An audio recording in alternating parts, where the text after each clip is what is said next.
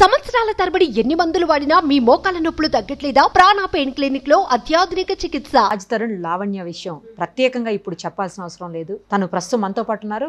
లావణ్యతో ఒకసారి మాట్లాడదాం, అసలు ఏం జరిగిందో ఆమెను అడిగే క్లియర్గా తెలుసుకుందాం. నమస్తే అండి. Hello ma'am.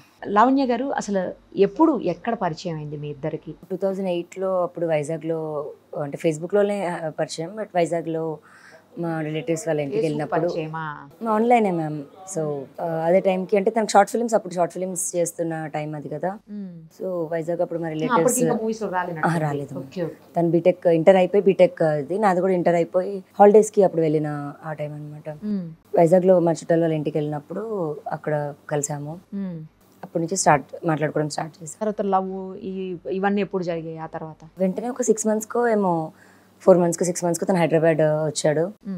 ఎలా చంపాల దానికి అనుకుంటాలా ఆన్లైన్ మాట్లాడుకుంటున్నాము. అండ్ హైదరాబాద్ వచ్చాక మేము ఉంటున్న దాని పక్కన, అంటే ఒకటే బిల్డింగ్లో పక్కన ఫ్లాట్లో ఉండేవాడు. ఓకే. జూబ్లీ హిల్స్లో అక్కడ. అప్పుడు కూడా అంటే ఐ లవ్ యూ అలా చెప్పాడు, కానీ ఇంకా రిలేషన్లోకి అలా అని కాదు. సో నెక్స్ట్ యాక్సెప్ట్ చేశాను. పెళ్లి చేసుకుంటావా అని అడిగాడు. Said okay.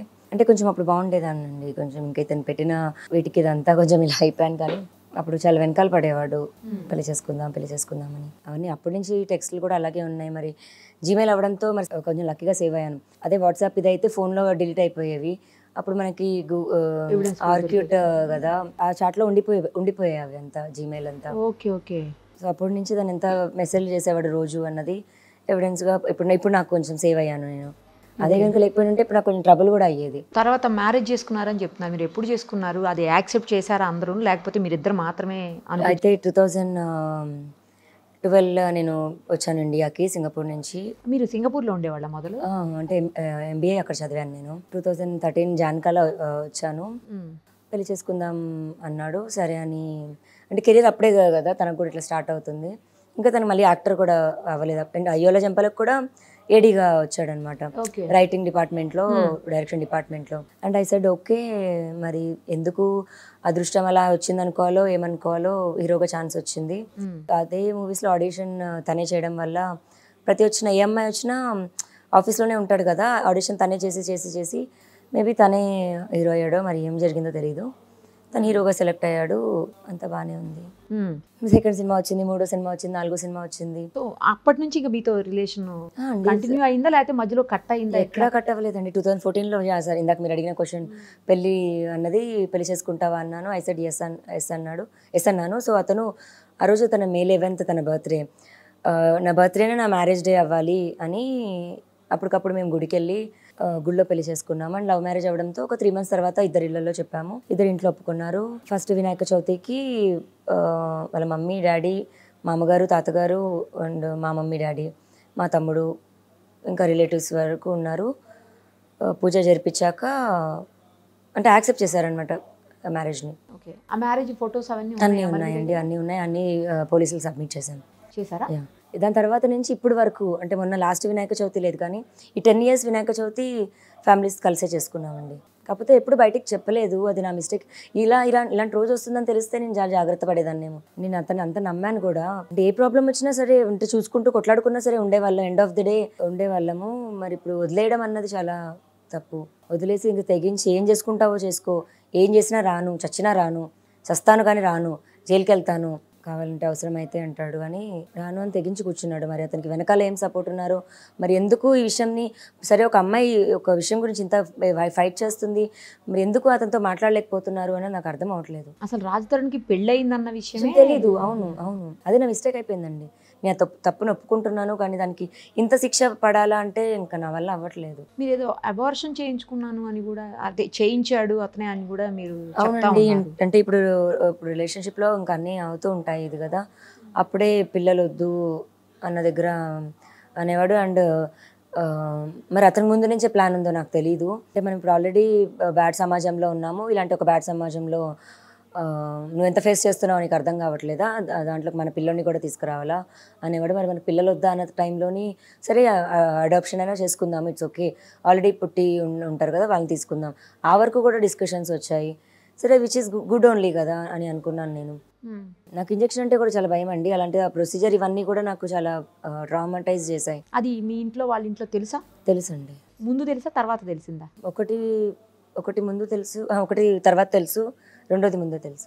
2 సార్లు. మరి వాళ్ళేమి ఎందుకు ఇలా వద్దు పిల్లల్ని కంటిన్యూ చేయండి అని చెప్పలేదా? అది 2సారి మిస్క్యారేజ్ అయింది కదా, సో మిస్క్యారేజ్ అయింది. 2సారి కంటిన్యూ చేద్దామనే ఉన్నాము, మిస్క్యారేజ్ అయింది. సో అయితే వాళ్ళ పేరెంట్స్ కూడా ఇష్టం లేదు చేయటం. మరి పేరెంట్స్ అంటే ఇప్పుడు మా పేరెంట్స్ ఓకే అండి, ఆడపిల్ల తల్లిదండ్రులు ఒకలా ఉంటారు, అబ్బాయి తల్లిదండ్రులు అలా ఉండరు కదా. అందులో మేము ఇప్పుడు సొంత ఇల్లు ఏదైతే తీసుకున్నామో హౌస్ వచ్చిన తర్వాత వాళ్ళ పేరెంట్స్కి నేను చాలా యాంటీ అయిపోయాను. అంటే చాలా కుళ్ళు వచ్చింది అనుకుంటున్నాను నేను. ఇప్పుడు మరి 10 ఏళ్ల కష్టం వాళ్ళు చూడట్లేదు, 10 ఏళ్ల కష్టం తర్వాత ఇది ఉందండి. ఆ కష్టం అది చూడకుండా ఓకే ఇప్పుడు ప్రాపర్టీ అదంతా ఉంది అంటే ఈ అమ్మాయి ఏం చేయట్లేదు. మల్హోత్రా లాంటి అమ్మాయి అయితే అందంగా ఉంటుంది, డబ్బులు సంపాదిస్తుంది. ఇప్పుడు నెల అయితే ఇద్దరి నుంచి ఇన్కమ్ వస్తే ఒకటి ఉంటుంది కదండి, ఒకరి నుంచి ఇన్కమ్ వస్తే ఒకటి. వాళ్ళు ఆ పర్సెప్షన్లో ఉన్నారు. ఇప్పుడు మీరున్న ఇల్లు తను కొనుక్కున్నదేనా? రాజధాని కొనుక్కున్నదంటే ఇద్దరిది అండి. ఓకే, ఇద్దరిది. అంటే వాళ్ళ పేరెంట్స్ నుంచి వచ్చింది కదా? పేరెంట్స్ నుంచి వచ్చింది. అసలు వాళ్ళ పేరెంట్స్ ఇంకా మేము వాళ్ళ అప్పులు తీర్చాం. వాళ్ళ ఫాదర్కి చాలా అప్పులు ఇవి ఉంటాయి, ఇంకా నేను బాధ్యతగా అప్పులు క్లియర్ చేశాం. వైజాగ్ నుంచి వాళ్ళని హైదరాబాద్ షిఫ్ట్ చేశాను. ఇతనికి సేవ చేస్తుంది కాక నేను వాళ్ళ పేరెంట్స్ కూడా సేవ చేశాను. అందరూ కలిసే ఉంటారు వాళ్ళ పేరెంట్స్? మీరు లాక్డౌన్ ముందు వరకు కలిసే ఉన్నామండి. లాక్డౌన్ నుంచి సెపరేట్ అయ్యారు. లాక్డౌన్ తర్వాత ఎక్కడికి వెళ్ళిపోయారు? ఉప్పల్లో ఉంటున్నారు వాళ్ళు ఇప్పుడు. వాళ్ళు వేరే వెళ్ళిపోయారా? మీరిద్దరు మాత్రం ఇక్కడనే ఉన్నారు సేమ్ హౌస్? అంటే కాదు, అప్పుడు రెంటెడ్ హౌస్ లో ఉండేవాళ్ళం, ఓన్ హౌస్ కి షిఫ్ట్ అయ్యాము లాక్డౌన్ తర్వాత.